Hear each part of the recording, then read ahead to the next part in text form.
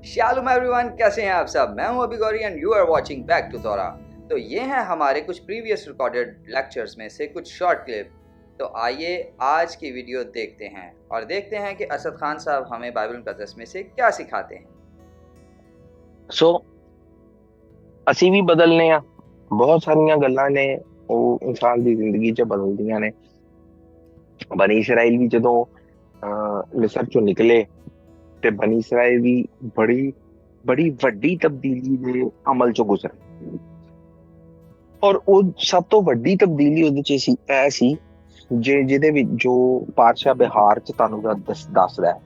ਔਰ ਪਾਤਸ਼ਾਹ ਬਿਹਾਰ 'ਚ ਤੁਹਾਨੂੰ ਇਹ ਪਤਾ ਲੱਗੇਗਾ ਕਿ ਖੁਦਾਵੰਦ ਨੇ ਬਨੀ ਇਸਰਾਈਲ ਨੂੰ ਗੱਲ ਕਹੀ ਸੀ। ਉਹਨਾਂ ਕਿਹਾ ਕਿ ਮੈਂ ਤੁਹਾਨੂੰ ਨਾ ਮੁਲਕੇ ਮਿਸਰ ਚੋਂ ਕੱਢਿਆ, ਮੈਂ ਕੱਢਿਆ ਤੁਹਾਨੂੰ ਤਾਂ ਕਿ ਤੁਹਾਡਾ ਖੁਦਾ ਹੋਵਾਂ। ਔਰ ਉਹਦੀ ਵਜ੍ਹਾ ਕੀ ਹੈ ਕਿ ਮੈਂ ਕਿਉਂ ਕੱਢਿਆ ਤੁਹਾਨੂੰ ਮੁਲਕੇ ਮਿਸਰ ਚੋਂ, ਕਿ ਤੁਹਾਡਾ ਖੁਦਾ ਰਵਾਂ ਔਰ ਤੁਸੀਂ ਹਮੇਸ਼ਾ ਮੇਰੇ ਹੁਕਮਾਂ ਤੇ ਚੱਲੋ। ਇਹ ਇੱਕ ਕੰਡੀਸ਼ਨ ਸੀ ਖੁਦਾ ਦੀ ਕੌਮ ਹੋਣ ਦੀ, ਕਿ ਤੁਸੀਂ ਹਮੇਸ਼ਾ ਖੁਦਾ ਦੇ ਹੁਕਮਾਂ ਤੇ ਚੱਲੋਗੇ। ਸੋ ਇਹਦਾ ਕੋਰ ਪੁਆਇੰਟ ਵੀ ਇਹੀ ਗੱਲ ਹੈ। ਪਾਤਸ਼ਾਹ ਬਿਹਾਰ ਬਹੁਤ ਵੱਡਾ ਪਾਤਸ਼ਾਹ ਨਹੀਂ ਹੈ। ਨਾਰਮਲੀ ਅਕਸਰ ਨਾ ਦੋ ਪਾਤਸ਼ਾਹ ਇਕੱਠੇ ਹੁੰਦੇ ਨੇ। ਸੋ ਟੈਕਨੀਕਲੀ ਇਹ ਇੱਕੋ ਹੀ ਚੈਪਟਰ 'ਚ ਪੂਰਾ ਪਾਤਸ਼ਾਹ। ਔਰ ਪਾਤਸ਼ਾਹ ਦੇ ਵਿੱਚ ਦੋ ਚਾਰ ਬਹੁਤ ਅਹਿਮ ਗੱਲਾਂ ਨੇ। ਇੱਕ ਮੈਂ ਤੁਹਾਨੂੰ ਦੱਸਦੀ ਹੈ ਕਿ ਖੁਦਾਵੰਦ ਤਾਲਾ ਨਾਲ ਇਹ ਤਕਾਜ਼ਾ ਕਰਦੇ ਨੇ, ਖੁਦਾਵੰਦ ਤਾਲਾ ਬਨੀ ਇਸਰਾਈਲ ਨੂੰ ਕਹਿੰਦੇ ਨੇ ਕਿ ਮੈਂ ਤੁਹਾਨੂੰ ਚੁਣਿਆ, ਮੈਂ ਤੁਹਾਨੂੰ ਕੱਢ ਕੇ ਲਿਆਇਆ ਤਾਂ ਕਿ ਤੁਸੀਂ ਮੇਰੇ ਹੁਕਮਾਂ ਨੂੰ ਮੰਨੋ। ਔਰ ਇੱਕ ਸਭ ਤੋਂ ਇੰਪੋਰਟੈਂਟ ਜਿਹੜਾ ਇਸ ਪਾਤਸ਼ਾਹ ਦੇ ਵਿੱਚ ਇੱਕ ਪਹਿਲੂ ਖੁਦਾਵੰਦ ਤਾਲਾ ਨੇ ਬਨੀ ਇਸਰਾਈਲ ਦੇ ਸਾਹਮਣੇ ਰੱਖਿਆ ਨਾ, ਉਹ ਹੈ ਸ਼ਮੀਤਾ ਦਾ ਸਾਲ। ਔਰ ਸ਼ਮੀਤਾ ਦਾ ਸਾਲ ਇੱਕ ਐਸੀ ਖੂਬਸੂਰਤ ਗੱਲ ਹੈ ਜਿਹਨੂੰ ਨਾ ਬੜੀ ਬੜੀ ਅਜੀਬ ਜੀ ਗੱਲ ਹੈ ਕਿ ਮਤਲਬ ਹਰ ਸ਼ੈ ਦੇ ਨਾਲ ਨਾ ਮੇਰਾ ਕੋਈ ਨਾ ਭਰਾ ਜੁੜਿਆ, ਮੇਰਾ ਕੋਈ ਨਾ ਕੋਈ ਮੇਰਾ ਜਾਣੂ ਜੁੜਿਆ, ਮੇਰਾ ਅਜ਼ੀਜ਼ ਜੁੜਿਆ। ਠੀਕ ਹੈ ਨਾ। ਮਤਲਬ ਅਗਰ ਸਦਾਕਾ ਦੀ ਗੱਲ ਆਵੇ ਨਾ ਤੇ ਬਾਜੀ ਦੀ ਗੱਲ ਮੇਰੇ ਜ਼ਿਹਨ 'ਚ ਆਉਂਦੀ ਹੈ। ਸ਼ਮੀਤਾ ਐਸੀ ਗੱਲ ਹੈ ਜਿਹਦੇ ਮੇਰੇ ਜ਼ਿਹਨ 'ਚ ਹਮੇਸ਼ਾ ਨੀਲ ਭਾਈ ਆਏ ਨੇ। ਸੋ ਨੀਲ ਭਾਈ ਮੇਰੇ ਖਿਆਲ ਸਾਡੇ ਕੋਲ ਹੈ ਨੇ। ਉਹ ਖੂਬਸੂਰਤ ਮੁਕਾਸ਼ਫਾ ਹੈ ਜਿਹੜਾ ਜਿਸ ਬੰਦੇ ਨੂੰ ਹਾਸਲ ਹੋ ਜਾਵੇ ਨਾ, ਇਹ ਬੰਦੇ ਨੂੰ ਬਹੁਤ ਅੱਗੇ ਲੈ ਜਾਂਦਾ। ਸ਼ਮੀਤਾ ਹੈ ਕੀ ਬੁਨਿਆਦੀ ਤੌਰ ਤੇ? ਸ਼ਮੀਤਾ ਇਹਨੂੰ ਚਲੋ ਆਸਾਨ ਲਫ਼ਜ਼ਾਂ 'ਚ ਕਰਦੇ ਹਾਂ ਜੀ, 7ਵਾਂ ਸਾਲ। ਸੋ ਖੁਦਾਵੰਦ ਨੇ ਫਰਮਾਇਆ ਸੀ ਕਿ ਵੀ 6 ਸਾਲ ਜਿਹੜੇ ਨੇ ਉਹ ਕਿਸਾਨ ਜਿਹੜੇ ਨੇ ਉਹ ਖੇਤੀ ਕਰਨਗੇ, ਵਾਢੀ ਕਰਨਗੇ, ਲੇਕਿਨ 7ਵੇਂ ਸਾਲ ਜਿਹੜਾ ਨਾ ਉਹ ਜ਼ਮੀਨ ਆਰਾਮ ਕਰੇਗੀ। 7ਵੇਂ ਸਾਲ ਜਿਹੜੀ ਹੈ ਨਾ ਜ਼ਮੀਨ ਨੂੰ ਤੁਸੀਂ ਛੱਡ ਦੇਣਾ। ਜੋ ਵੀ ਕੁਛ ਉਹਦੇ ਤੇ ਉੱਗੇਗਾ ਉਹਨੂੰ ਉਗਣ ਦੇਣਾ ਹੈ, ਜੋ ਵੀ ਵਧੇਗਾ ਵਧਣ ਦੇਣਾ ਹੈ।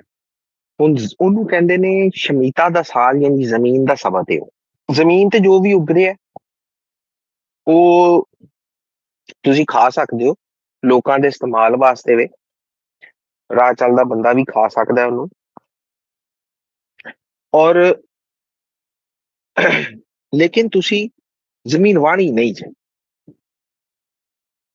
ਜ਼ਮੀਨ ਆਰਾਮ ਕਰੇਗੀ। ਔਰ ਅਗਰ ਕਿਸੇ ਨੂੰ ਯਾਦ ਹੋਵੇ ਤੇ ਖੁਦਾਵੰਦ ਨੇ ਕਿਹਾ ਸੀ ਕਿ ਜਦੋਂ ਤੁਸੀਂ ਸੀਰੀ 'ਚ ਜਾਓਗੇ ਨਾ ਤੇ ਜ਼ਮੀਨ ਜਿਹੜੇ ਸਬਤਾਂ 'ਚ ਤੁਸੀਂ ਜ਼ਮੀਨ ਨੂੰ ਆਰਾਮ ਨਹੀਂ ਨਾ ਕਰਨ ਦਿੱਤਾ, ਜ਼ਮੀਨ ਫਿਰ ਆਪਣੇ ਸਬਤਾਂ ਦਾ ਆਰਾਮ ਕਰੇਗੀ।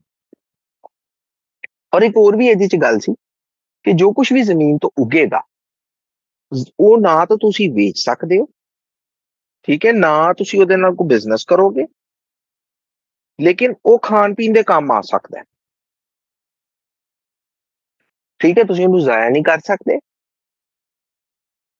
ਤੁਸੀਂ ਉਹਦੇ ਨਾਲ ਕੋਈ ਮਾਲੀ ਫਾਇਦਾ ਉਹਦੇ ਚੋਂ ਇੰਜ ਨਹੀਂ ਚੁੱਕ ਸਕਦੇ।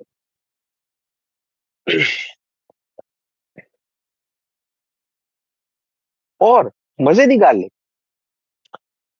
ਕਿ ਅਰਜ਼ ਇਸਰਾਈਲ ਦੇ ਵਿੱਚ, ਇਸਰਾਈਲ ਦੀ ਸਰਜ਼ਮੀਨ 'ਚ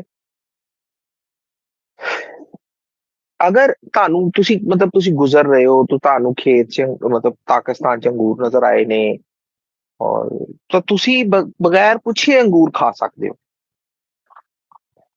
7ਵੇਂ ਸਾਲ ਦੇ ਵਿੱਚ ਜਿਹੜਾ ਨਾ ਇਹ ਸੂਰਤ ਹਾਲ ਹੈ। ਪਰ ਉਸ ਚੀਜ਼ ਨੂੰ ਚੋਰੀ 'ਚ ਕਦੀ ਵੀ ਸ਼ੁਮਾਰ ਨਹੀਂ ਕੀਤਾ ਜਾਏਗਾ। ਉਹ ਚੋਰੀ ਨਹੀਂ ਹੋਏਗੀ, ਕਿਉਂਕਿ ਖੁਦਾਵੰਦ ਨੇ ਹੁਕਮ ਦਿੱਤਾ ਵੀ ਉਹ ਸਾਰੇ ਮੁਸਾਫਰਾਂ ਵਾਸਤੇ ਵੇ, ਲੋਕਾਂ ਵਾਸਤੇ ਵੇ, ਉਹ ਤੁਹਾਡੇ ਵਾਸਤੇ ਓਪਨ ਹੈ। 7ਵੇਂ ਸਾਲ ਦੇ ਵਿੱਚ ਜੋ ਕੁਝ ਵੀ ਉਗਦਾ ਹੈ, ਜੋ ਕੁਝ ਵੀ ਪੈਦਾ ਹੁੰਦਾ ਹੈ, ਇਹਨੂੰ ਇਬਰਾਨੀ ਚ ਹੈਫਕਰ ਕਹਿੰਦੇ ਨੇ। ਯਾਨੀ ਮੇਰਾ ਮਤਲਬ, ਇਹਦਾ ਮਤਲਬ ਹੁੰਦਾ ਹੈ ਕਿ ਇਹ ਕਿਸੇ ਨਾਲ ਬਿਲੋਂਗ ਨਹੀਂ ਕਰਦਾ, ਇਹ ਖੁਦਾਵੰਦ ਦਾ ਜੇ, ਇਹ ਕਿਸੇ ਨੂੰ ਕੋਈ ਇਹਦੀ ਮਲਕੀਅਤ ਨਹੀਂ। ਔਰ 7ਵਾਂ ਸਾਲ ਜਿਹੜਾ ਨਾ, ਇਹ ਜ਼ਮੀਨ ਦਾ ਜਿਹੜਾ ਸਬਤ ਹੈ, ਇਹ ਸਾਨੂੰ ਨਾ ਇੱਕ ਚੀਜ਼ ਦੀ ਹਮੇਸ਼ਾ ਯਾਦ ਦਵਾਉਂਦਾ ਹੈ ਕਿ ਜ਼ਮੀਨ ਨਾ ਹਮੇਸ਼ਾ ਖੁਦਾਵੰਦ ਦੀ ਹੈ। ਜ਼ਮੀਨ ਦਾ ਮਾਲਕ ਜਿਹੜਾ ਹੈ ਨਾ, ਉਹ ਖੁਦਾਵੰਦ ਖੁਦਾ ਹੈ, ਅਸੀਂ ਨਹੀਂ ਗੇ। ਔਰ ਅਸੀਂ ਸਿਰਫ ਉਹਨਾਂ ਦੀ ਜ਼ਮੀਨ ਤੇ ਮੁਸਾਫਰ ਆ, ਅਸੀਂ ਉਹਨਾਂ ਦੀ ਜ਼ਮੀਨ ਤੇ ਮਹਿਮਾਨ ਆ। ਔਰ ਸਾਨੂੰ ਇਸ ਜ਼ਮੀਨ ਦੇ ਉੱਤੇ ਉਂਝ ਹੀ ਗੁਸਰ ਬਸਰ ਕਰਨਾ ਹੈ ਜਿਵੇਂ ਇੱਕ ਮੁਸਾਫਿਰ ਔਰ ਇੱਕ ਮਹਿਮਾਨ ਜਿਹੜਾ ਨਾ ਉਹ ਕਿਸੇ ਦੇ ਘਰ ਰਹਿੰਦਾ ਹੈ। ਮੈਂ ਨਾ ਇੱਕ ਵਾਰੀ ਭਰਾਵਾਂ ਨਾਲ ਗੱਲ ਕਰ ਰਿਹਾ ਸੀ, ਤੇ ਮੈਂ ਗੱਲ ਕਰਕੇ ਕਹਿ ਰਿਹਾ ਸੀ, ਇੰਡੀਆ ਪਾਕਿਸਤਾਨ 'ਚ ਨਾ ਜ਼ਮੀਨ ਨੂੰ ਲੈ ਕੇ ਬੜਾ ਕਾਮਨ ਜਿਹਾ ਰਵੱਈਆ। ਤੁਹਾਨੂੰ ਸਾਰਿਆਂ ਨੂੰ ਪਤਾ ਹੈ ਕਿ ਜ਼ਮੀਨ ਦੀ ਸਾਡੇ ਵੈਲਿਊ, ਪ੍ਰਾਪਰਟੀ ਬਣਾਉਣਾ, ਪਲਾਟ ਲੈਣਾ, ਇਹ ਸਾਡੀ ਨਾ ਦੋਵਾਂ ਮਤਲਬ ਚੁੱਕੇ ਆਲਰੇਡੀ ਅਸੀਂ ਇੱਕੋ ਹੀ ਰੂਟ ਤੋਂ ਆ। ਸਾਡਾ ਦੋਵਾਂ ਦਾ ਪ੍ਰੋਬਲਮ ਵੀ ਇੱਕੋ ਹੀ ਹੈ।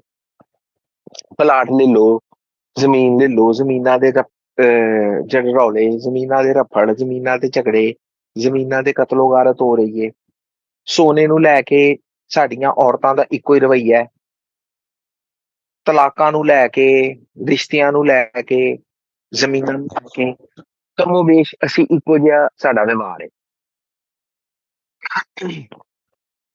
ਲੇਕਿਨ ਅਗਰ ਅਸੀਂ ਖੁਦਾਵੰਦ ਤਾਲਾ ਦਾ ਜ਼ਮੀਨ ਦੇ ਰੈਫਰੈਂਸ ਦੇ ਵਿੱਚ ਖੁਦਾਵੰਦ ਦਾ ਫਾਰਮੂਲਾ ਅਪਣਾਈਏ, ਜੋ ਕਿ ਅਸੀਂ ਅੱਗੇ ਵੇਖਾਂਗੇ ਵੀ ਜਾ ਕੇ, ਤਾਂ ਸਾਨੂੰ ਇਹ ਪਤਾ ਲੱਗੇਗਾ ਕਿ ਇਹ ਜਿਹੜੀ ਲੈਂਡ ਮਾਫੀਆ ਹੈ ਨਾ, ਮੈਂ ਇੱਕ ਵਾਰੀ ਫੇਸਬੁੱਕ ਤੇ ਇੱਕ ਸਟੇਟਸ ਲਾਇਆ ਸੀ ਕਿ ਤੌਰਾ ਇਜ਼ ਅਗੇਂਸਟ ਲੈਂਡ ਮਾਫੀਆ।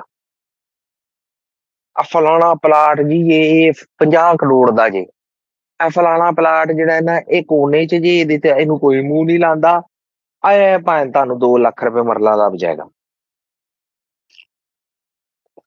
ਇਹ ਕੰਮ ਤੌਰਾ ਦੇ ਰੈਫਰੈਂਸ ਦੇ ਵਿੱਚ ਨਹੀਂ ਹੋ ਸਕਦਾ, ਕਿਉਂਕਿ ਜ਼ਮੀਨ ਤੇ ਖੁਦਾਵੰਦ ਦੀ ਹੈ। ਜ਼ਮੀਨ ਦੀ ਵੈਲਿਊ ਦਾ ਹਿਸਾਬ ਜਿਹੜਾ ਨਾ ਉਹ ਇੰਜ ਹੁੰਦਾ ਹੀ ਨਹੀਂ। ਜਦੋਂ ਤੁਹਾਨੂੰ ਪਤਾ ਲੱਗੇਗਾ ਨਾ ਕਿ 50 ਕਰੋੜ ਦਾ ਪਲਾਟ ਜਿਹੜਾ ਹੈ 50 ਸਾਲਾਂ ਬਾਅਦ ਜਿਹੜਾ ਨਾ ਪਲਾਟ ਦੇ ਮਾਲਕ ਕੋਲ ਵਾਪਸ ਚਲਿਆ ਜਾਣਾ ਹੈ, ਮੈਂ ਵੇਖਾਂਗਾ 50 ਕਰੋੜ ਕਿਵੇਂ ਲੱਗਦੀ ਕੀਮਤ।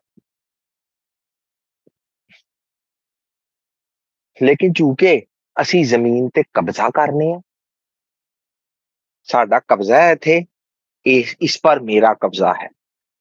ਮੈਂ ਅੱਜ ਵੀ ਇਹ ਗੱਲ याद करना तो मैंने हासा आ जाता, इस जगह मेरा कब्जा है। सो ये एक अलग कहानी है, इसी वक्त में गौरी साहब शायद आपको सुनाए तो आप लोग एंजॉय करेंगे। लेकिन बहरहाल हमारा सूरत हाल ये है कि हम ना जमीन पर अपना कब्जा करते हैं, हालांकि जमीन ਜਿਹੜੀ ਹੈ ਉਹ ਹਾਸ਼ਿਮ ਦੀ ਹੈ, ਜ਼ਮੀਨ ਦੇ ਮਾਲਕ ਜਿਹੜੇ ਨੇ ਉਹ ਖੁਦਾਵੰਦ ਤਾਲਾ ਦੀ ਜ਼ਾਤ ਹੈ। ਸੋ ਜਿਵੇਂ ਮੈਂ ਪਹਿਲੇ ਵੀ ਕਹਿ ਚੁੱਕਿਆ ਕਿ ਹਮੇਸ਼ਾ ਕਿਹਾ ਹੈ ਕਿ ਬਈ ਜਿਹੜਾ ਮਾਲਕ ਹੈ ਨਾ ਜੀ, ਹਿਸ ਹਾਊਸ ਹਿਸ ਰੂਲਸ, ਜਿਹਦਾ ਘਰ ਹੁੰਦਾ ਉਹਦੇ ਕਾਨੂੰਨ ਚੱਲਦੇ ਨੇ। ਸੋ ਮਾਲਕ ਦਾ ਹੁਕਮ ਹੈ ਵੇ ਕਿ ਬਈ ਜ਼ਮੀਨ ਹਮੇਸ਼ਾ ਨੂੰ ਵੇਚੀ ਨਹੀਂ ਜਾਵੇਗੀ, ਔਰ ਜ਼ਮੀਨ ਤੇ ਤੁਸੀਂ 6 ਸਾਲ ਖੇਤੀ ਕਰਨੀ ਹੈ, 7ਵੇਂ ਸਾਲ ਜ਼ਮੀਨ ਛੱਡ ਦੇਣੀ। ਔਰ ਇਹੀ ਗੱਲ ਬਨੀ ਇਸਰਾਇਲ ਦਾ ਕਸੂਰ ਬਣ ਗਿਆ ਸੀ ਕਿ ਉਹ ਆਪਣੀ ਜ਼ਮੀਨ ਨੂੰ ਆਰਾਮ ਨਹੀਂ ਕਰਨ ਦਿੰਦੇ ਸਨ, ਜਿਹਦੀ ਵਜ੍ਹਾ ਤੋਂ ਖੁਦਾਵੰਦ ਨੇ ਕਿਹਾ ਸੀ ਕਿ ਤੁਸੀਂ ਅਸੀਰੀ 'ਚ ਜਾਓਗੇ ਨਾ ਤੇ ਜ਼ਮੀਨ ਆਪਣੇ ਸੱਤਾਂ ਦਾ ਆਰਾਮ ਕਰੇਗੀ।